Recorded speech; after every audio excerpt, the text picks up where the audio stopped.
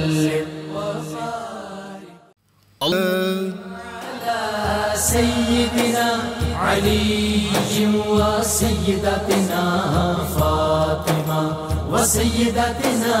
بسم اللہ الرحمن الرحیم. السلام علیکم ناظرین. پروگرام صبح نور کے ساتھ آپ کا میزبان نذیر احمد قاضی حاضر ہے.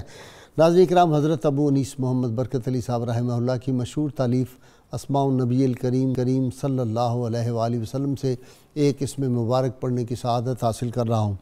سیدنا حبیب اللہ صلی اللہ علیہ وآلہ وسلم، ہمارے سردار اللہ تعالیٰ کے حبیب، درود و سلام بھیجے اللہ آپ صلی اللہ علیہ وسلم، آپ کی آل پاک اور آپ کے صحابہ کرام پر.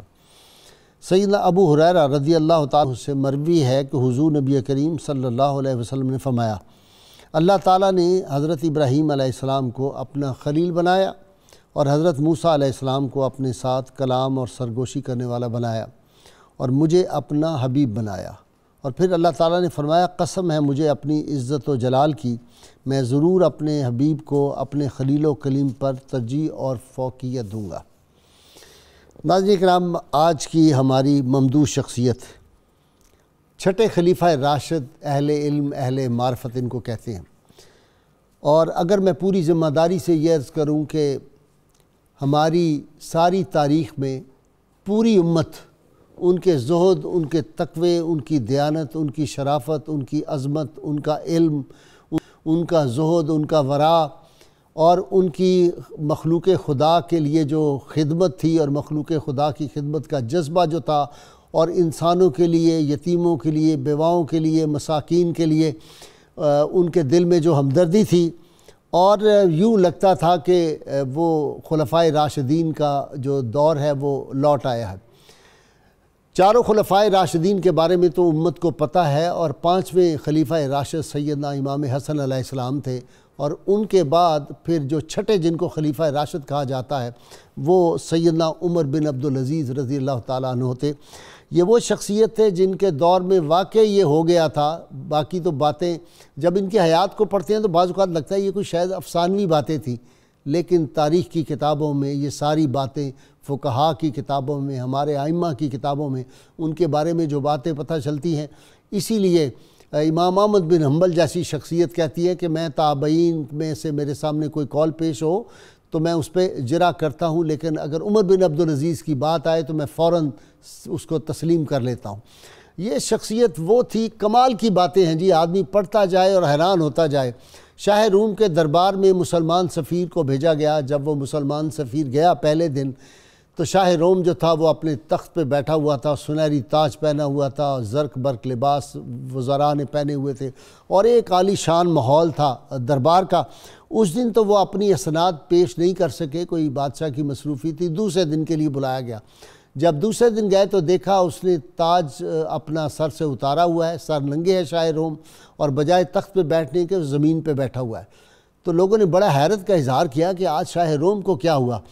اس نے کہا، آج ہمارا ایک اچھا ہمسایہ دنیا سے چلا گیا. مجھے ابھی خبر ملی ہے کہ عمر بن عبدالعزیز فوت ہو گئے، اور ان کی وفات کے اوپر میں کیسے سنہری تاج پہن کے بیٹھ سکتا ہوں. اور مزید اس نے کمال کی بات کہی.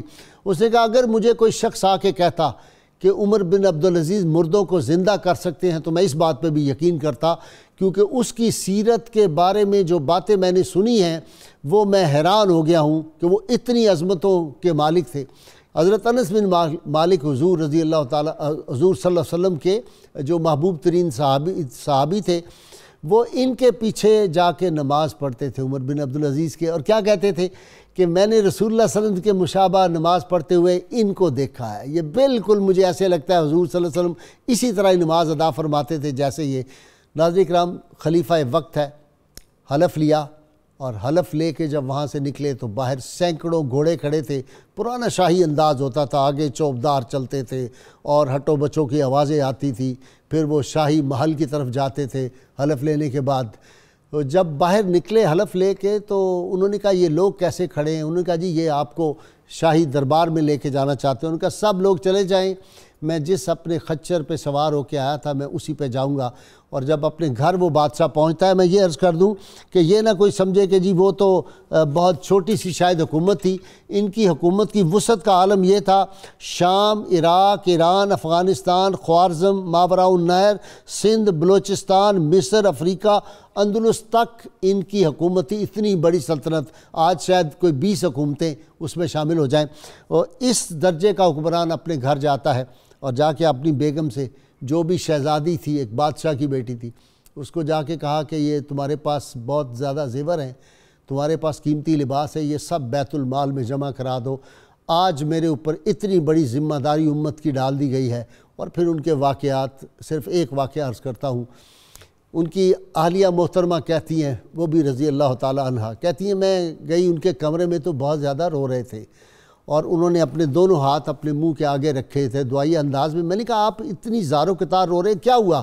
کہا تمہیں اندازہ نہیں کہ مجھ پہ کتنی بڑی ذمہ داری ڈال دی گئی ہے، بیوہ، یتیم، مسکین، مسافر، بیمار، جو غریب ہیں، وہ سب لوگ، اتنی بڑی حکومت ہے، پتہ نہیں کہاں کہاں ہوں گے، میں ان تک پہنچ سکا ہوں کہ نہیں، تو جب روز قیامت ہوگا اللہ تعالیٰ مجھ سے ان کے بارے میں بھی پوچھیں گے، اور رسول اللہ صلی اللہ علیہ وسلم کو میں کیا منہ دکھاؤں گا اگر میں اپنی کسی ذمہ داری میں کوتاہی کر بیٹھا۔ ہمارے حکمران ناظرین کے یہ تھے ہمارے اسلاف۔ اقبال ایسے نہیں کہتا تھا کبھی اے نوجوان مسلم تدبر بھی کیا تو نے، وہ کیا گردوں تھا تو جس کا ہے ایک ٹوٹا ہوا تارا، تجھے اس قوم نے پالا ہے آغوش محبت میں کچل ڈالا تھا جس نے پاؤں میں تاج سر دارا۔ تو آج سیدنا عمر بن عبدالعزیز کی عظمتیں، رفتیں، کیسے حکمران تھے، ان کا انداز کیا تھا، یہ سب باتیں اس کرنے کے لیے میرے ساتھ ڈاکٹر محمد نوید اظہر صاحب ہیں، ان کے ساتھ صاحبزادہ سید زین العابدین شہاب المالی رحمۃ اللہ علیہ کے سیادہ نشین، ان کے ساتھ عاشق پاکستان پروفیسر محمد یوسف عرفان، جن کی کتاب پاکستان کی روحانی احساس بڑی مشہور ہے۔ آپ تینوں کا جی بہت شکریہ، میرے تینوں برخوردار ہو لیکن شکریہ آپ کا ادا کرنا فرض ہے۔ جی ڈاکٹر صاحب، عمر بن عبدالعزیز رضی اللہ تعالیٰ عنہ۔ بسم اللہ الرحمن الرحیم۔ سیدنا عمر بن عبدالعزیز رحمۃ اللہ تعالیٰ علیہ 2.5 برس کی خلافت کر کے اس دنیا سے رخصت ہوئے، لیکن وہ مختصر سا عہد حکومت اسلامی تاریخ کا ایک زرعی باب ہے۔ آپ کی ولادت باسعادت سن 61 ہجری میں ہوئی، جو واقعہ کربلا کا سال ہے، اور آپ بنو امیہ کے خاندان کے 7ویں خلیفہ تھے۔ حضرت امیر معاویہ رضی اللہ تعالیٰ عنہ کے بعد خلافت وراثت کی شکل اختیار کر گئی، اور باپ کے بعد بیٹے کو نامزد کیا جانے لگا، تو ایسے ہی حالات آپ کو اپنے سے پہلے میسر آئے، لیکن آپ نے ان تمام ناانصافیوں کا خاتمہ کیا اور ایک جمہوری طرز حکومت کو فروغ دینے کی کوشش کی، اور اس میں کامیاب بھی ہوئے، اور ہر لحاظ سے خلافت راشدہ کے زمانے کو تازہ کر دیا اور عمر ثانی کا لقب پایا۔ میں تھوڑا سا اس کا پس منظر بتا دوں کہ سیدنا عمر فاروق رضی اللہ تعالیٰ عنہ رات کو گشت کیا کرتے تھے رعایا کے احوال کی خبرگیری کے لیے۔ تو ایک روز رات کو گشت فرما رہے تھے تو ایک مکان کے سامنے جا کر رک گئے، اندر سے آواز آ رہی تھی، ایک ماں اپنی بیٹی سے کہہ رہی تھی کہ دودھ میں پانی ملا دو۔ اس نے کہا کہ ماں آج ہی خلیفہ وقت امیر المومنین حضرت عمر فاروق کا فرمان جاری ہوا ہے کہ دودھ میں پانی ملانے والے کو سزا دی جائے گی۔ تو اس نے کہا رات کا وقت ہے، ابھی کون سا امیر المومنین دیکھ رہے ہیں؟ تو بیٹی کہنے لگی اگرچہ امیر المومنین دیکھ نہیں رہے لیکن اللہ تو دیکھ رہا ہے، امیر المومنین کا رب تو دیکھ رہا ہے، وہ تو دیکھ رہا ہے۔ حضرت عمر فاروق نے اپنے خادم سے کہا کہ اس مکان پر نشان لگا لو اور اس کی نشانی یاد رکھو۔ صبح پتہ کیا کہ وہ مکان کس کا ہے، اور اپنے بیٹے حضرت عاصم کو بلایا اور فرمایا کہ تم اس بیٹی سے شادی کر لو، میری آنکھ دیکھ رہی ہے کہ اس سے ایک شاہ سوار پیدا ہوگا جو ساری عرب دنیا پر حکومت کرے گا۔ تو حضرت عاصم نے اس نیک بخت خاتون سے بیٹی سے شادی کی، اور اس سے ایک بیٹی پیدا ہوئی، وہ ام عاصم تھیں، اور حضرت عمر فاروق کی پوتی تھیں، وہ حضرت عمر بن عبدالعزیز کی والدہ محترمہ۔ تو اس طرح آپ کی پرورش ہوئی۔ یہ خاندان جو تھا یہ مدینہ طیبہ میں آباد تھا، اور جب تشریف لے گئیں مصر میں حضرت عبدالعزیز کے پاس، ان کو بتایا تو وہ بھی نہایت خوش ہوئے اور فرمایا کہ تم نے بہت اچھا فیصلہ کیا ہے۔ حضرت عمر بن عبدالعزیز کی شخصیت وہ ہے کہ حضرت عمر فاروق ایک دفعہ خواب سے بیدار ہوئے اور فرمایا کہ میرا وہ بیٹا کون ہے جو میرے بعد دنیا کو عدل و انصاف سے بھر دے گا۔ اور ابن سعد نے روایت کیا ہے، آپ فرمایا کرتے تھے کاش میں اپنے اس بیٹے کا زمانہ پاتا جس کی پیشانی پر ایک داغ ہے اور وہ دنیا کو عدل و انصاف سے ایسے بھر دے گا جس طرح وہ پہلے ظلم سے بھری ہوئی ہے۔ اچھا جی، گورنر نے خط لکھا سیدنا عمر بن عبدالعزیز کو کہ یہاں ایک آدمی ہے جو آپ کو گالیاں دیتا ہے، آپ کی شان میں گستاخی کرتا ہے، میں نے یہ فیصلہ کیا ہے کہ میں اس کو قتل کرا دوں۔ جواباً لکھا کہ اگر تم اس کو قتل کروا دو گے تو میں قصاص میں گورنر کو قتل کروا دوں گا، میں تمہیں قتل کروا دوں گا۔ قتل صرف رسول اللہ صلی اللہ علیہ وسلم کے گستاخ کی اجازت ہے، سزائے موت صرف گستاخ رسول کے لیے ہے، کسی دوسرے کے لیے نہیں۔ کیا غیرت دینی اور کیا عظمت ہے جی۔ بسم اللہ الرحمن الرحیم وصلی اللہ تعالی علی النبی الامین وعلی آلہ وصحبہ اجمعین۔ غازی صاحب، خلافت علی منہاج النبوہ، حضور اکرم صلی اللہ علیہ وسلم نے فرمایا تھا کہ میرے بعد 30 سال تک جاری رہے گی۔ جس طرح حضور اکرم صلی اللہ علیہ وسلم نے ایک نظام اسلام کا قائم فرمایا تھا، حضور اکرم صلی اللہ علیہ وسلم کے خلفائے راشدین نے اسی نظام کو آگے بڑھانا تھا۔ حضرت سیدنا صدیق اکبر سے لے کر حضرت امام حسن رضی اللہ تعالی عنہم اجمعین تک وہ نظام جاری رہا۔ جس طرح یہ نظام خلافت اللہ تبارک و تعالیٰ کی بہت بڑی رحمت تھی، اسی طرح اس کا اٹھ جانا بھی ہمارے لیے ایک نعمت سے محرومی تھی۔ لیکن فخر عالم صلی اللہ علیہ وسلم نے اپنے وصال ظاہری سے پہلے ارشاد فرما دیا تھا کہ خلافت کچھ دیر تک موقوف رہے گی، اس کے بعد پھر اللہ تبارک و تعالیٰ جل وعلا اس نظام کو قائم فرمائے گا۔ اچھا، دلائل النبوہ میں حضرت امام بیہقی یہ روایت لائے، حضرت حذیفہ بن یمان رضی اللہ تعالیٰ عنہ فرماتے ہیں حضور اکرم صلی اللہ علیہ وسلم نے اپنے اصحاب سے فرمایا، اے میرے اصحاب، اس وقت تم نبوت کے انوار و تجلیات میں ہو اور نبوت کے فیضان سے تم مستفید ہو رہے ہو۔ ایک زمانہ ایسا آئے گا جب اللہ چاہے گا تو نبوت کو منقطع کر دے گا۔ وہ آپ صلی اللہ علیہ وسلم پر ختم ہو گئی، وہی بھی منقطع ہو گئی۔ اچھا، اس کے بعد فرمایا کہ پھر خلافت کا دور جاری ہوگا اور وہ خلافت اسی طریقے پر ہوگی جس طرح میں نے جو نظام قائم کر دیا ہے۔ پھر فرمایا جب تک اللہ چاہے گا اس نظام کو قائم رکھے گا، پھر وہ بھی اٹھا لیا جائے گا اور زور زبردستی کا دور آئے گا۔ پھر جب تک اللہ چاہے گا وہ نظام رہے گا، جب وہ بھی اٹھ جائے گا تو اللہ تبارک و تعالیٰ پھر کچھ دیر کے لیے خلافت علی منہاج النبوہ جاری فرمائے گا۔ سبحان اللہ۔ اس بات پر ہمارے محدثین کا اتفاق ہے کہ اس کا مصداق حضرت عمر بن عبدالعزیز رضی اللہ تعالیٰ عنہ ہے۔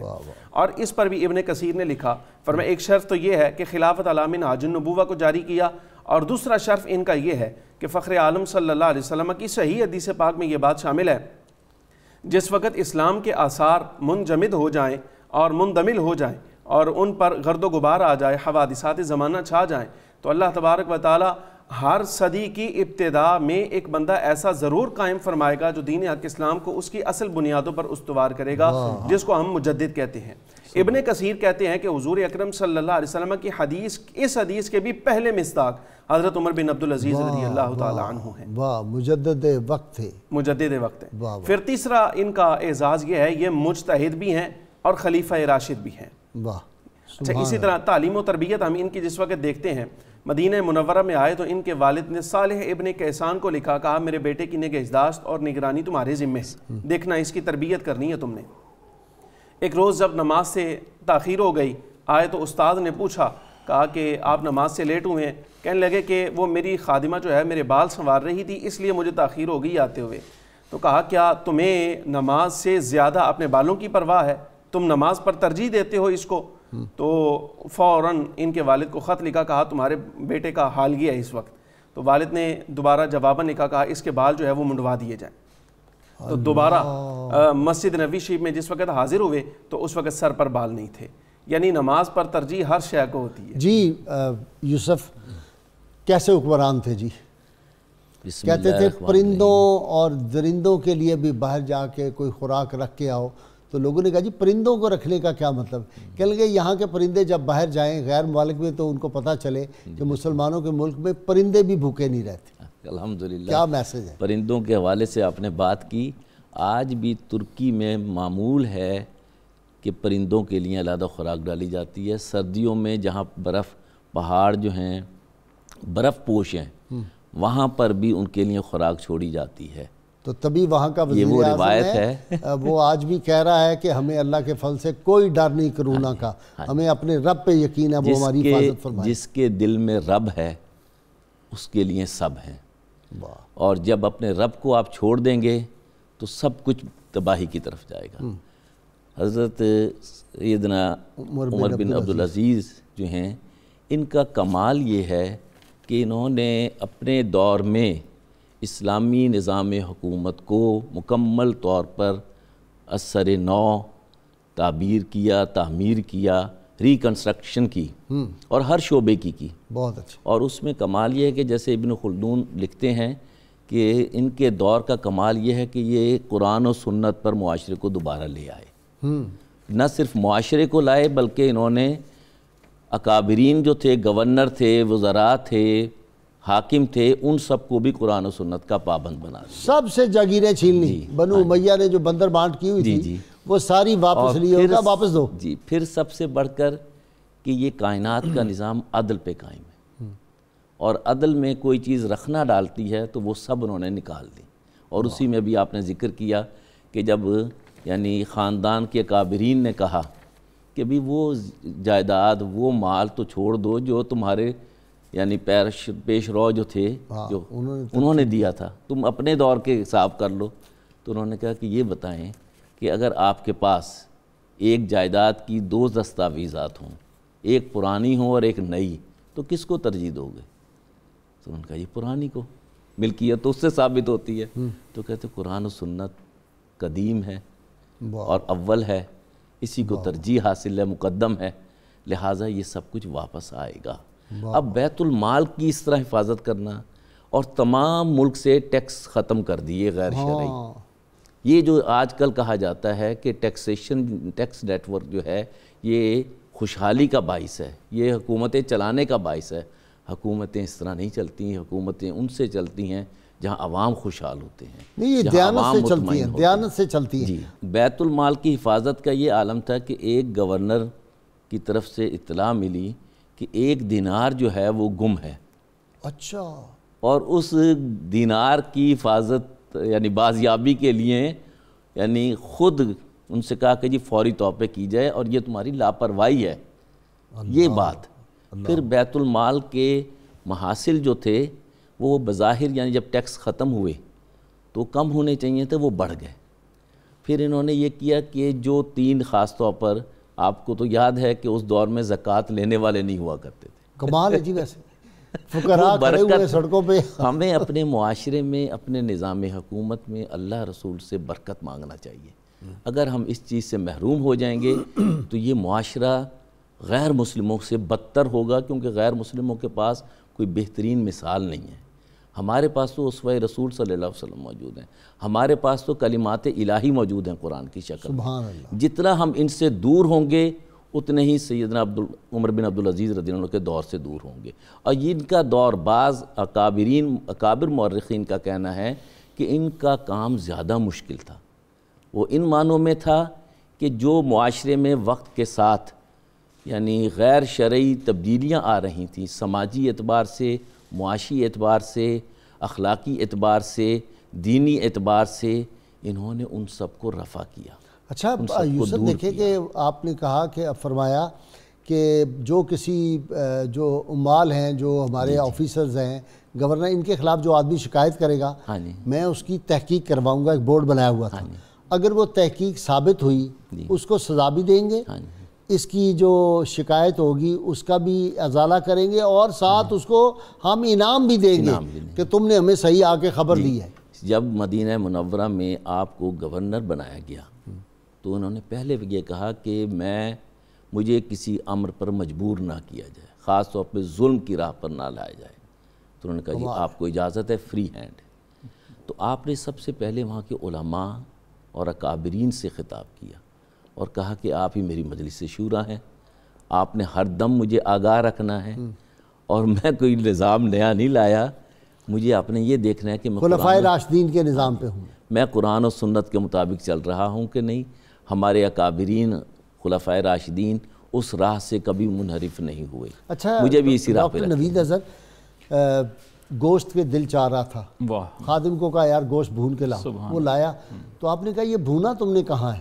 اسے کہا جی شاہی مت کھاؤ، سرکاری وہ جو چولہے تھے ان پہ، کہا نہیں پھر میرا اس میں حق نہیں ہے، تو بیت المال کی تم نے لکڑی جلا دی ہے، یہ اب تم ہی کھاؤ، تم کھا سکتے ہو خادم کو۔ اچھا ایک دن پانی کی ضرورت پڑی، نہانا تھا آپ نے، تو پانی لائے، گرم پانی، سردیوں کے دن تھے، تو آپ نے کہا یہ جو پانی گرم تم لائے ہو یہ کہاں گرم کیا تھا؟ انہوں نے کہا جی یہ بھی وہ سرکاری لکڑی لے کے۔ انہوں نے فوری طور پہ کہا میرا جو روزینہ ہے، تنخواہ ہے، اس میں سے اتنے پیسوں کی لکڑی لے کے بیت المال میں جمع کرا دی۔ یہ دیانت، یہ ایسے نہیں لگتا کوئی افسانہ ہم پڑھ رہے ہیں؟ سبحان اللہ جی، ایسی بے شمار اور متعدد مثالیں آپ کی سیرت طیبہ میں موجود ہیں، اور یہی وجہ ہے کہ آسمان کا سورج ان کی خاک پاک پر جھک کر سلام نیاز پیش کرتا ہے۔ واہ واہ واہ واہ۔ اسلام کی جو تاریخ ہے وہ مسلمانان عالم کی تاریخ سے یکسر مختلف ہے۔ آج کا ہسٹری کا طالب علم مسلمانوں کی تاریخ کو اسلام کی تاریخ سمجھ لیتا ہے اور پھر اسلام پر اعتراضات اٹھاتا ہے۔ حقیقت یہ ہے کہ اسلام کی تاریخ خلفائے راشدین کے طرز حکومت سے ظاہر ہوتی ہے، اور اگر کسی مسلمان حکمران کے طرز حکومت میں خامیاں اور خرابیاں اور استحصال پایا جاتا ہے تو وہ اس کا شخصی کردار ہے، وہ اسلام کی تصویر نہیں ہے۔ ڈاکٹر صاحب طیب اردوان کا بھائی سبزی بیچتا ہے، پھل بیچتا ہے سڑک کے سبحان کنارے، اللہ، سبحان یہ جو اللہ، آم سی نہیں ہوتی، جی ہاں، یہ کانے کی لگا کے وہ بیٹھ جاتے ہیں، وہ آج بھی پھل بیچ رہا ہے وہاں بیٹھ، یہی وجہ ہے کہ ساری قوم کے دل میں اس کی محبت ہے، اور کہاں اکانومی وہ لے کے چلا لوگ اس کو سلوٹ کر رہے ہیں، کیوں کر رہے ہیں؟ اور جو ظلم کرتے ہیں ان کو گالیاں دے رہے ہیں۔ آپ نے کوئی اور تلاوت خود کرتا ہے۔ ہاں جی، اور اسمبلی میں ہمارے شیخ جو تھے حضرت شیخ ناظم العادل الحلقانی، جب انہوں نے پہلی دفعہ حلف لیا تھا تو انہوں نے ذکر کرایا، اسمبلی میں اسپیچ کی، اس کے بعد سب نے کلمہ شریف کا ذکر کیا۔ رجاء بن حیوہ تابعین یا اتباع تابعین میں سے ایک بزرگ ہیں، بڑے بااخلاق، بڑے عابد اور بڑے دانا تھے، اور بادشاہوں کے مشیر تھے، اردن کے تھے ویسے، اور آپ کے ساتھ بڑی گہری دوستی تھی۔ ایک مرتبہ رات کے وقت حاضر بارگاہ ہوئے تو حضرت عمر بن عبدالعزیز اپنے ٹیبل پر بیٹھے سرکاری کام کر رہے تھے اور چراغ جل رہا تھا، تو دوران گفتگو میں چراغ گل ہوا، بجھ گیا، تیل ختم ہو گیا۔ آپ اٹھے، زیتون کا تیل اس وقت جلایا جاتا تھا چراغوں میں، وہ لیا اور چراغ میں ڈالا، تو رجاء بن حیوہ نے عرض کیا کہ جناب خادم پاس سو رہا ہے، آپ خلیفۃ المسلمین ہیں، اس کو جگا لیں۔ فرمانے لگے کہ وہ دن بھر کا تھکا ہوا ہے، آرام کر رہا ہے۔ انہوں نے عرض کیا کہ مجھے اجازت دیں، میں خدمت کے لیے حاضر ہوں۔ تو فرمانے لگے کہ مہمان سے خدمت لینا کون سا اخلاق ہے؟ پھر خود ہی چراغ کو درست کیا اور اپنی سیٹ پر واپس آ کر بیٹھے اور فرمانے لگے کہ کم تو وَأَنَا عمر بن عبدالعزیز وَرَجَعْتُ وَأَنَا عمر بن عبدالعزیز، جب میں اٹھا اس وقت بھی عمر بن عبدالعزیز تھا، آ کر بیٹھا تو پھر بھی وہی ہوں، اپنا کام کرنے سے میری شان میں کیا فرق واقع ہوا؟ آپ کی اہلیہ رضی اللہ تعالیٰ عنہ وہ سو گئی اور خادمہ کو کہا ذرا پنکھی چلو، گرمی کا موسم تھا، خادمہ کو بھی نیند آ گئی، یہ گھر کے اندر گئے، دیکھا خادمہ بھی سوئی ہے، بیگم بھی، انہوں نے پنکھا پکڑ کے جھلنا شروع کر دیا۔ سبحان، جب آنکھ کھلی تو وہ ڈر گئی خوف کے مارے، تو آپ نے کہا نہیں تمہیں نیند آئی، تم بھی تو میری طرح انسان ہو، میری بیگم کی طرح انسان ہو۔ یہ باتیں بندہ جب سوچتا ہے تو حیران ہی ہو جاتا ہے۔ جی میرے ساتھ کالر ہیں، جی السلام علیکم۔ السلام علیکم جی۔ جی عابد صاحب جلدی سے۔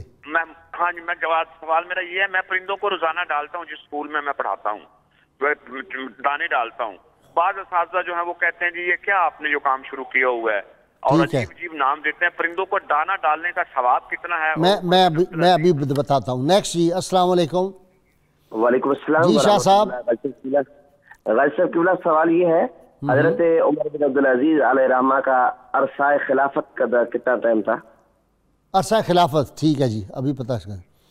ناظرین کرام، بہت مختصر وقفہ درود پاک سنتے پڑھتے ہیں، اور آج ہمارے ممدوح کے تذکار پاک جو ہم کریں گے یہ آج کے حکمرانوں کے لیے بھی بہت بڑا سبق ہوگا۔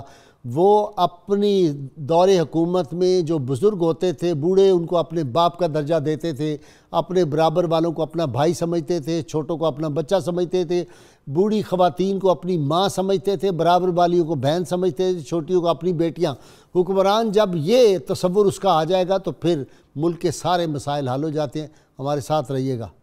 وعلى آله وصحبه وبارك وسلم وسيدتنا فاطمة وسيدتنا زینب وسيدنا حسن. ویلکم بیک ناظرین کرام. یزید بن مسیب معاف کیجیے گا گورنر تھے، اور وہ مختلف جگہوں پہ گورنر سیدنا عمر بن عبدالعزیز کے چارج لینے سے پہلے بھی مختلف جگہ گورنر تھے. ان کے دور میں شکایت ملی کہ وہ بڑا ظلم کرتے ہیں، لوگوں سے زیادتی کرتے ہیں. آپ نے تحقیق کروائی اپنے آفیشل سے، رپورٹ آئی کہ جی بالکل یہ شکایتیں لوگوں کی درست ہیں. آپ نے بلایا اور فرمایا کہ اس کو ان تمام جگہوں پہ مختلف وقفے کے لیے قید کیا جائے، جہاں جہاں یہ گورنر رہا ہے وہاں کی جیلوں میں اس کو جا کے سزا دی جائے، تاکہ پتہ چلے اس کو کہ وہاں جہاں یہ فرعونیت اور رعونت اپنی دکھاتا تھا عہدے کی، وہیں ان جیلوں میں یہ رہے. یہ انصاف کا نظام، یہ عدل کا نظام حضرت عمر بن عبدالعزیز رضی اللہ تعالیٰ عنہ کے دور میں تھا، تبھی ہم ان کو چھٹا خلیفہ راشد. اور کمال کی بات ہے ساری امت اس پر متفق ہے، کسی آدمی نے آج تک ان پہ انگلی نہیں اٹھائی، ان کے عدل، ان کے زہد، تقوی پہ. کچھ سوالوں کے جواب لے لیں جی. جی مفتی صاحب، پرندے کو گوشت ڈالنا، وہ کہتے ہیں پرندوں کو میں ڈالتا ہوں دانہ دھن کا، تو لوگ اعتراض کرتے ہیں. یہ جانوروں کے حقوق ہیں، ان کو ڈالنا باعث ثواب ہے. احادیث طیبہ میں یہ بات موجود ہے اس خاتون کے بارے میں جس نے ایک بلی پالی ہوئی تھی، رکھی ہوئی تھی گھر میں، اور اس کو باندھ لیا تھا کھانے کے لیے، اس کو چھوڑا نہیں، وہ مر گئی تو اللہ تبارک و تعالیٰ جل و علا نے اس کو عذاب دیا. اور ایک خاتون جو کردار کے اعتبار سے تو اچھی نہیں تھی، لیکن اس نے ایک کتے پیاسے کو پانی پلایا تو اللہ تبارک و تعالیٰ نے اس کو پانی پلانے کی وجہ سے اس کی بخشش کر دی. بالکل ٹھیک. تو یہ عمل باعث ثواب ہے. جی سیدنا عمر بن عبدالعزیز رضی اللہ تعالیٰ عنہ. جی میں اس بارے میں عرض کروں، حضرت اب عمر بن عبدالعزیز رضی اللہ تعالیٰ عنہ پر اللہ تبارک و تعالیٰ کا کرم اور حضور اکرم صلی اللہ علیہ وسلم کی عنایت نظر آتی ہے. علماء نے لکھا کہ حج کے ایام تھے اور آپ امیر حج تھے. دیکھا گیا جس وقت میدان عرفہ میں پہنچے تو راوی جو ہیں اس واقعے کے بیان کرنے والے، وہ کہتے ہیں میں اپنے والد کے ساتھ حج کے لیے موجود تھا، تو میں نے اپنے باپ کو کہا کہ اللہ تبارک و تعالیٰ حضرت عمر بن عبدالعزیز سے بڑی محبت فرماتا ہے. کہا تمہیں کیسے معلوم؟ فرمایا دیکھو جیسے ہی وہ اپنے خیمے سے باہر آئے ہیں تو خلقت ان کے گرد جمع ہوئی ہے. اور یہ حدیث پاک میں موجود ہے. اللہ تبارک و تعالیٰ جل و علا جس بندے سے محبت کرتا ہے تو حضرت جبریل امین علیہ السلام کو بلا کر فرماتا ہے اے جبریل میں اس سے محبت کرتا ہوں، تم بھی اس سے محبت کرو، اور بالآخر اس کی محبت کو زمین میں رکھ دیا جاتا ہے. یعنی خلقت جس وقت حضرت عمر بن عبدالعزیز سے محبت کرتی ہے تو معلوم ہوا اللہ بھی ان سے محبت کرتا ہے. جیسے ہی خلافت ملی، خود فرماتے ہیں مجھے رات خواب میں حضور اکرم صلی اللہ علیہ وسلم کی زیارت ہوئی اور حضور نے ارشاد فرمایا ادنو یا عمر، ادنو یا عمر، عمر قریب آؤ، عمر قریب آؤ، عمر قریب آؤ. فرماتے ہیں میں ہر مرتبہ حضور کے ارشاد پر قریب ہوتا گیا، یہاں تک کہ مجھے خوف ہوا شاید سرکار کے جسد مبارک سے مس ہو کے بے ادبی نہ ہو جائے. تو سرکار دو عالم صلی اللہ علیہ وسلم نے فرمایا عمر اب تمہیں نظام مل گیا ہے، تم نے حکومت ان دونوں کی طرح کرنی ہے. اور اشارہ فرمایا دو بزرگوں کی طرف جو پاس بیٹھے ہوئے تھے. میں نے عرض کیا یا رسول اللہ صلی اللہ علیہ وسلم یہ دونوں کون ہیں؟ فرمایا یہ ابو بکر و عمر رضی اللہ تعالی عنہما ہیں. پھر اسی طرح ایک شخص نے دیکھا آپ اپنے حجرے سے باہر آئے ہیں اور ایک بزرگ جو ہیں وہ آپ کے ہاتھ پر ٹیک لگائے ہوئے ہیں. نماز پڑھی، سب معاملات جس وقت ہو گئے تو وہ کہتے ہیں کہ میں نے آپ سے پوچھ لیا کہ حضور یہ خلیفہ وقت کے ہاتھ پر ٹیک لگانے والا بندہ کون تھا؟ فرمایا تو نے دیکھ لیا ہے؟ تو عرض کیا جی ہاں میں نے دیکھ لیا. فرمایا اس کا مطلب یہ ہے بندہ تو بھی اچھا ہے اس لیے کہ تو نے ان بزرگوں کو دیکھ لیا ہے. فرمایا وہ تھا کون؟ کہا یہ حضرت خضر علیہ السلام آئے تھے جو میرے پاس بیٹھ کر مجھے نظام حکومت چلانے میں اور جتنے اصول میرے لیے معاون ہیں وہ بیان کر رہے تھے، وہ بیان کر کے گئے. مدینہ کا مطلب ہے اگر حکمران کی نیت اچھی ہو تو جناب خضر بھی آ جاتے ہیں رہنمائی کے لیے. بالکل ایسے ہی ہے. یہ یوسف ایک شعر پڑھتا ہوتا ہے خود راہوں پہ آ نکلتے ہیں جو مسافر نواز ہوتے ہیں. تو مسافر نواز تو تبھی آتے ہیں جب مسافر کی نیت ٹھیک ہو. کوئی شک نہیں، کوئی شک نہیں. مدینہ منورہ سے آپ گورنر تھے اور آپ کو معزول کرنے کا آرڈر آیا تو خادم ساتھ تھا. جس وقت مدینہ منورہ کی حدود سے باہر آئے تو مڑ کر پیچھے دیکھ کر رونے لگے. خادم نے پوچھا رونے کی وجہ کیا ہے؟ فرمایا مجھے خوف ہے اس بات کا کہ میں ہی ان میں سے نہ ہو جاؤں جن کے بارے میں حضور نے فرمایا تھا کہ مدینہ منورہ ایسی بھٹی ہے کہ جس طرح بھٹی کی آگ سونے چاندی سے میل کو دور کر دیتی ہے، مدینہ اسی طرح اپنی چیزوں کو دور کر دیتا ہے، کہیں میں ان میں سے نہ ہو جاؤں. یہ مدینہ منورہ سے آپ کی محبت ہے. پھر اسی طرح ریاست کو دیکھیے، جب نظام آپ کے ہاتھ آیا تو آپ سے پوچھا گیا، رو رہے تھے تو کہنے لگے رونے کی وجہ کیا ہے؟ پوچھنے والے نے جب کہا فرمایا اتنا بڑا نظام ہے کہ ہر بندے کو میں نے اس کا حق بغیر اس کے مطالبے کے اس تک پہنچانا ہے، یہ کوئی چھوٹی بات ہے؟ تو اس بندے نے کہا آپ ذرا بتائیے، دنیا کے ساتھ محبت کرتے ہو، مال کے ساتھ محبت ہے؟ تو حضرت عمر بن عبدالعزیز فرماتے ہیں نہ دنیا کے ساتھ محبت ہے نہ مال کے ساتھ محبت ہے۔ تو وہ بندہ کہتا ہے تو پھر خوش رہو، حوصلہ رکھو، اللہ تبارک و تعالیٰ خود تمہاری اس نظام کو چلانے میں مدد کرے گا۔ سبحان اللہ جی۔ یوسف کمال ہے جی، بیٹا گھر آیا، ان کی اہلیہ نے شکایت کی اور ایک بچہ تھا اس کو پکڑ کے بٹھایا ہوا تھا۔ آپ نے کہا کیا ہوا؟ انہوں نے کہا جی یہ ہمارا بیٹا کھیل رہا تھا باہر گلی میں، یہ لڑکا بڑا شرارتی ہے دوسرا، اس نے ہمارے بچے کی ٹانگ توڑ دی ہے۔ تو اتنی دیر میں ایک عورت بھی آ گئی روتی ہوئی۔ آپ نے کہا کیا بات ہے؟ کہہ لی یہ میرا بچہ ہے اور اس کا باپ فوت ہوا ہے۔ تو آپ کی آنکھوں میں آنسو آ گئے اور آپ نے اپنی اہلیہ سے کہا کہ یتیم بچے کو پریشان کرتے ہو، جاؤ بیٹا تم گھر جاؤ آرام سے، اور یہ بتاؤ کہ تمہیں وظیفہ ملتا ہے؟ اس کی والدہ سے پوچھا، اس نے کہا جی مجھے تو ملتا ہے، اس کو نہیں ملتا بچے کو۔ اس کا بھی اسی دن وظیفہ لگایا اور زیادہ لگا دیا اس کا۔ یہ کوئی کر سکتا ہے؟ جو لوگ اللہ رسول کے قریب ہوتے ہیں ان کے یہ نمونے ہوتے ہیں اور یہ ان کی باتیں ہیں۔ اور حضرت عمر بن عبدالعزیز جو ہیں یہ قرآن و سنت کا مکمل نمونہ تھے، جیسے کہ ابھی ذکر کیا کہ قریب قریب قریب آرڈر کیا ہوا تھا جی، اگر میرا حکم پہنچے اور تم فیل کرو کہ یہ قرآن و سنت کے خلاف ہے، اس کو زمین کے اوپر پہلا خطبہ ہی یہ تھا کہ میری اس وقت تک اتباع کرنا جب تک میں قرآن و سنت کے مطابق چلوں۔ اور پھر قرآن و سنت کے معاملے میں انہوں نے جو حضرت ابوبکر صدیق رضی اللہ عنہ نے 3 باتیں ریاستی اعتبار سے قائم کی تھیں، اس میں ایک تھی شرک باللہ نہیں ہوگا، ٹھیک، دوسرا ہوگی شرک بالرسالت مآب صلی اللہ علیہ وسلم نہیں ہوگا کہ جھوٹے نبی اور ناموس رسالت کے حوالے سے بے گفتگو نہیں ہوگی، تیسری تھی شرک بالریاست۔ شرک بالریاست یہ تھا کہ ریاستی امور میں غیر قرآن و سنت کے علاوہ کچھ نہیں ہوگا، اور اس میں سب سے پہلے اپنی شخصیت ختم کی۔ اور پھر یہ ہے کہ اسلامی معاشرہ کیا ہوگا، اس کی بنیاد 2 باتوں پر ہوگی، ایک سچائی اور دوسرا عدل۔ اور یہ خود سب سے بڑے سچے تھے، ان کا گھر باہر ایک تھا، اس بچے کی مدد کی ہے یتیم کی، وہ 2 خواتین سو رہی ہیں تو خود پنکھا جلا ہے، یہ ہیں عورتوں کے حقوق۔ اور وہ جو پبلک حمام تھے ان میں بھی اہتمام کیا کہ حیا سب سے پہلی چیز ہے، بے حیائی الگ الگ نہائیں گی، وہ سب ختم کر دیا۔ معاشرہ اگر بے حیائی کی طرف جاتا ہے تو اس کو سختی سے روکا جائے، اور قرآن میں لکھا ہے کہ جب اہل ایمان کو نظام ملتا ہے تو وہ نماز قائم کرتے ہیں، زکوٰۃ دینے کا بندوبست کرتے ہیں اور معاشرے کو بے حیائی سے روکتے ہیں۔ اور معاشرے میں بے حیائی پھیلے گی تو آپ کی ریاست بھی نہیں رہے گی، آپ کا نظام بھی نہیں رہے گا، آپ کے عوام بھی نہیں رہیں گے معاشرے سے۔ اس لیے ان کے دور میں جی ان کے دور میں یہ ساری چیزیں قائم کی گئی تھیں، اور یہی سبب تھا کہ انہوں نے ہر چیز کو یعنی کنسٹرکٹ کیا تھا۔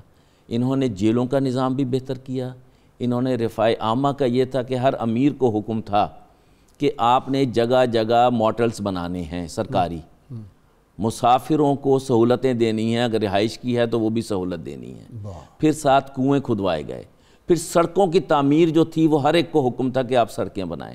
اگر مسافر شیر شاہ سوری نے بھی اپنے دور میں یہی کیا تھا، آپ لاہور سے پنڈی چلے جائیں، آپ کو ہر جگہ وہ ایک بڑا درخت ملے گا بورڈ کا، اور اس کے ساتھ آپ کو کنواں، آج بھی وہ جگہ آپ چلتے جائیں جی ٹی روڈ۔ شاہ سوری نے تو عوام کا خیال رکھتے ہوئے، مسلم اور غیر مسلم اکثریت تھی، ان کے لیے علیحدہ موٹرز کے، ان کا چھوت چھات کا نظام ہے، مسلمانوں کا نہیں ہے۔ پھر یہی نہیں تھی کہ پشاور تک، انہوں نے لاہور سے، کابل سے سلٹ تک، یعنی ایسٹ پاکستان تک سڑکیں بنائی، اور سڑک جو ہے یہ ترقی کی ضمانت ہے۔ صحیح بات۔ اور دوسرا انہوں نے یہ کیا تھا کہ امیر غریب قرآن و سنت میں سب برابر ہے، کوئی کسی کو تخصص حاصل نہیں، جیسے کہ ابھی آپ نے ذکر کیا کہ خطبہ دیا ہے اور اس کے بعد ایک سیکورٹی گارڈز آ گئے ہیں، انہوں نے کہا بھی کچھ نہیں، میں خالی ہاتھ آیا ہوں، خالی ہاتھ جاؤں گا۔ اور پھر یہ دیکھیے کہ امیر زادے یعنی اچھی زندگی گزارنے والے، جب ذمہ داری کا احساس پیدا ہوا ہے تو انہوں نے یعنی اب تعویلیں نہیں گھڑیں، سب کچھ دے دیا، اور اس غربت میں یعنی فرحت محسوس کی جو بظاہر سوچنا بھی مشکل ہے کہ ہم دعا کرتے ہیں۔ سیب ایک بندہ لے کے آیا جی، اس نے کہا جناب یہ میں تحفہ آپ کی خدمت میں، آپ نے کہا بیت المال میں بھیج دیں، اس نے کہا جناب یہ تحفہ ہے۔ انہوں نے کہا جب آدمی کسی منصب پہ ہوتا ہے نا تو یہ رشوت ہوتی ہے، تحفہ نہیں ہوتا۔ سبحان حضرت عمر بن عبدالعزیز رحمۃ اللہ علیہ کا اسم گرامی جب میرے ذہن میں آتا ہے تو قائد انقلاب کا لفظ مجھے یاد آتا ہے۔ ہائے ہائے، آپ وہ ریئل ہستی قائد تھے انقلاب، جنہوں نے انقلاب کا آغاز اپنے گھر سے کیا۔ اچھا دو مطلب ہوتے ہیں، ایک قائد انقلاب یہ بھی ہوتا ہے کہ اپنی زندگی میں انقلاب ہے، لیکن آپ شہزادگی کے عالم میں جو لباس ایک دفعہ پہن لیتے تھے دوبارہ نہیں پہنتے تھے، اور جو خوشبو لگاتے تھے ویسی خوشبو کسی کے پاس نہیں ہوتی تھی، اعلیٰ درجے کا عنبر استعمال فرماتے تھے۔ ابھی ذرا سے گزرا ہے کوئی کہے دیتی ہے شوخی نقش پاکی، لوگ کہتے تھے لگتا ہے عمر بن عبدالعزیز کے جی ہاں، گلیاں بتاتی تھیں، فضا بتاتی تھی۔ تو جب آپ خلیفہ بنے تو یہ باتیں قصہ ماضی بن گئیں۔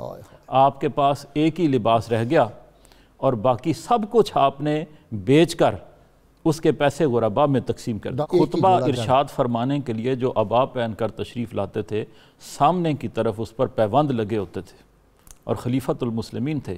ایک ہی قمیض تھی، جب میلی ہو جاتی تو گھر میں رہتے اور دھو لیتے، اور جب خشک ہوتی تو پھر باہر نکلتے۔ بیت المقدس والا سفر آپ کو یاد آ جی گیا؟ ہاں، سبحان اللہ، ہائے سبحان ہائے اللہ۔ ہائے، علامہ یہ سیکنڈ اقبال عمر نے، ہے، جی ہاں، سیکنڈ عمر، جی ہاں، عمر ثانی، ایسا ہی ہے۔ رضی اللہ علامہ اقبال رحمۃ اللہ علیہ فرماتے ہیں کہ پرواز ہے دونوں کی اسی ایک فضا میں، کرگس کا جہاں اور ہے شاہی کا جہاں اور، الفاظ و معانی میں تفاوت نہیں لیکن ملا کی اذاں اور مجاہد کی اذاں اور۔ دنیا کا دستور ہے کہ وہ اہل حق سے وہ فریب خوردہ شاہین، وہ بھی ذرا پڑھ دینا، ہمارا جو حال ہے شاہین جو پلا ہو، کہ پلا ہو فریب خوردہ کرگسوں میں، شاہین جو پلا ہو کرگسوں میں، اسے کیا خبر کہ کیا ہے رہو رسم شاہ بازی۔ اہل حق کا یہ دستور ہے، اہل دنیا کا یہ دستور ہے کہ وہ اہل حق سے ان کے نیک ہونے کا بڑا انتقام لیتے ہیں، اور اہل حق کا یہ دستور ہے کہ وہ اپنی استقامت میں کمی نہیں آنے دیتے۔ جس نے زہر دیا 1000 درہم لے کے اس کو بلا لیا اندر، زہر سرائیت کر چکا تھا، اس کو کہا بھئی مجھے پتہ چل گیا، سچ سچ بتاؤ کتنے پیسے اور کس نے کہا تھا؟ اس نے کہا جی 1000 مجھے دینار، کہاں وہ کہاں ہیں پیسے، لے کے بیت المال میں جمع کرا دیے، اور اس کے بعد اپنے بیٹوں کو کہا میں اس کو معاف کرتا ہوں، اس سے کوئی انتقام نہ لینا۔ یہ کوئی کر سکتا ہے یار؟ غازی صاحب جس وقت احتساب کا عمل شروع ہوا حضرت عمر بن عبدالعزیز کے دور میں اس سے پہلے ایک بات عرض کروں کہ بیمار ہوئے طبیب کو بلایا گیا، تو جس وقت اس نے مرض کی تشخیص کی تو ساتھ بیٹھے ہوئے نے پوچھا کہ جی ان کے مرض کا کوئی علاج ہے؟ تو اس نے کہا جی ان کی بیماری کا کوئی علاج نہیں، یہ لا علاج ہے۔ کہا کیا بیماری ہے ان کو؟ کہا ان پر اللہ کا خوف غالب آ گیا۔ اب احتساب کا عمل جس وقت شروع ہوا تو آپ کے خاندان کے دیگر جتنے افراد تھے وہ تو اس بات کو پسند نہیں کرتے تھے، لیکن آپ نے اس حکمت عملی کے ساتھ ابتدا کی کہ خود اپنے ہاتھ کی جو انگوٹھی تھی جو ولید نے ان کو دی تھی وہ بھی اتار کر بیت المال میں جمع کروائی، اور یہ کہا کہ ولید نے ناحق طریقے سے چونکہ مجھے یہ دی تھی اس لیے میرا اس پر حق نہیں واپس کر دی۔ بنو امیہ دیگر خاندان والوں نے مروان کی بیٹی جو ان کی پھوپھی تھی اور باقیوں کی بھی پھوپھی تھی ان کو شکایت کی اور یہ بات کہی کہ یہ جو آپ کا بھتیجا ہے یہ بڑی سختی کر رہا ہے اور ہماری جائیدادیں معاملات سب چیزیں قبضے میں کر رہا ہے، آپ سفارش کریں اس ہماری۔ تو اس نے پیغام بھیجا کہ میں آ رہی ہوں آپ سے ملنے کے لیے، فرمایا آ جائیں۔ جس وقت وہ پھوپھی آئی آپ نے خود اکرام کیا، آگے بڑھ کے اس کی سواری تھامی، سواری سے اتارا اور سامنے بٹھایا اور کہا پھوپھی جان آپ بڑی آپ کلام کریں۔ وہ کہنے لگی نہیں آپ امیر المؤمنین ہیں، آپ کلام کریں، پہلے میں آپ کی بات سنوں گی، جو بات آپ کہیں گے اس پر اگر جواب دینا ہوا تو دوں گی۔ حضرت عمر بن عبدالعزیز نے کلام ہی یہاں سے شروع فرمایا، کہا پھوپھی جان اللہ تبارک و تعالیٰ جل وعلا نے حضور اکرم صلی اللہ علیہ وسلم کو رحمت بنا کے مبعوث فرمایا تھا، زحمت بنا کر نہیں بھیجا تھا، اور آپ کے بعد جو نظام قائم ہوا وہ ساری کائنات نے دیکھا۔ حضرت صدیق اکبر، فاروق اعظم، عثمان غنی اور مولا مرتضیٰ، امام حسن رضی اللہ تعالیٰ عنہ اجمعین اس نظام کو لے کر چلتے رہے۔ اللہ تبارک و تعالیٰ نے اس امت کو بھلائیاں عطا کیں، لیکن یزید اور یزید کے بعد والے جتنے لوگ تھے ان سب نے اس نظام کو سنبھالا جس وقت جبری طور پر، تو کہا وہ نہر خشک ہوتی گئی حتیٰ کہ آج میرے تک آئی ہے کہ اس میں کچھ بچا ہی نہیں، تو اب میں اگر اس امت کی اصلاح کے لیے کوئی کام کر رہا ہوں تو مجھے روک دینا چاہیے۔ تو پھوپھی یہ کہنے پر مجبور تھی، کہا کہ جو کام آپ کر رہے ہیں بالکل ٹھیک کر رہے ہیں، لہٰذا میں اس کی سفارش اب کبھی نہیں آپ سے کروں گی، آپ جو چاہیں کرتے رہیں۔ اب یہ ہے احتساب کا طریقہ۔